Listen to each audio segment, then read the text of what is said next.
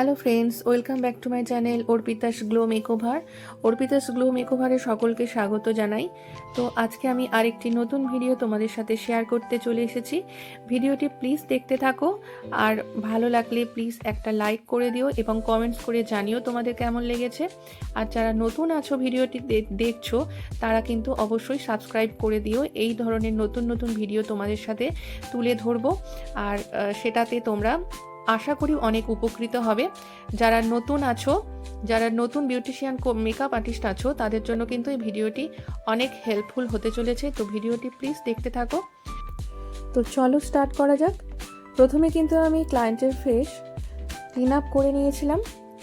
এরপরে দেখো আমি ডার্মার একটা প্যালেট থেকে, মানে ক্রায়োলনের ডার্মা প্যালেট থেকে আমি ওর কারেক্টিং করে নিচ্ছে। যে সমস্ত জায়গাগুলোতে কালো কালো দাগ আছে বা কালো ছোপ আছে, সেই সমস্ত জায়গাগুলোতে আমি কারেক্টিং করে নিয়েছি। তারপরে দেখো হুডার দুটো কালার, একটা ডার্ক সেট এবং একটা ফেয়ার সেট, দুটো কালার একসাথে নিয়েছি এবং ওর সাথে একটু ম্যাজিক ড্রপ মিশিয়ে ইমালসিফাই করে নিয়েছি এবং তারপরে সেটা ওর ফেসে অ্যাপ্লাই করেছি এবং বিউটি ব্লেন্ডার দিয়ে খুব ভালোভাবে ব্লেন্ড করে নিয়েছিলাম। তারপরে একটা ট্রান্সলুসেন্ট পাউডার দিয়ে শেড করে নিয়েছিলাম। এরপরে দেখো আমি কন্ট্রোল করার জন্য ব্রোঞ্জার ইউজ করেছি। ব্রোঞ্জারটা আমি ওর যে সমস্ত জায়গাগুলো কন্ট্রোল করার দরকার ছিল সেই সমস্ত জায়গাগুলোতে আমি ব্রোঞ্জার ইউজ করেছি। তারপরে আমি দেখো একটা ব্লাশন ব্যবহার করেছি, ব্লাশন পাউডার ব্লাশন, যেটা ম্যাকের। এরপরে আমি চলে এসেছি আই মেকআপে। আই মেকআপটা আমি করার আগে আমি ওর আইব্রোটাকে ইনহ্যান্স করার জন্য একটা আইব্রো প্যালেট থেকে ডার্ক ব্রাউন শেড কালার নিয়ে আমি ওর আইব্রোটা করে নিয়েছিলাম। তারপরে আমি ওর আই মেকআপে চলে এসেছি। আই মেকআপ করার আগে ওর বেস করার দরকার ছিল, তো বেসটা করার জন্য আমি ডার্মা প্যালেট থেকে একটা কালার ইউজ করেছি। ভালোভাবে সেটাকে ব্লেন্ড করে নিয়ে একটু পাউডার অ্যাপ্লাই করেছিলাম। তারপরে দেখো আমি ফরএভার 52 এর একটা প্যালেট থেকে আমি ওর আই মেকআপ করেছি, একটু ব্রাউন শেডের আই মেকআপ করেছি। প্রথমেই আমি ডার্ক ব্রাউন এবং লাইট ব্রাউন, শেষে আমি একদম লাইট ব্রাউন ইউজ করেছি।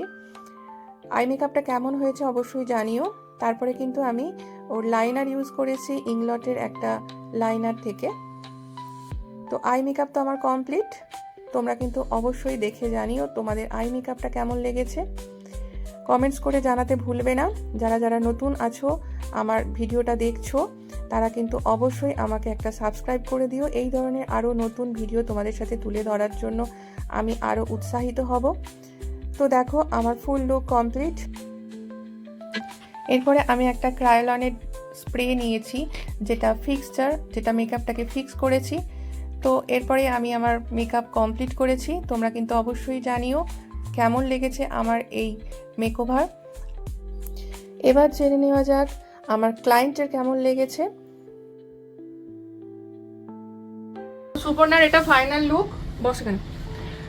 সুপর্ণা, তোমার কেমন লেগেছে তুমি একটু যদি বলো। ভালো লেগেছে, লাইট মেকআপের মধ্যে ঠিক আছে।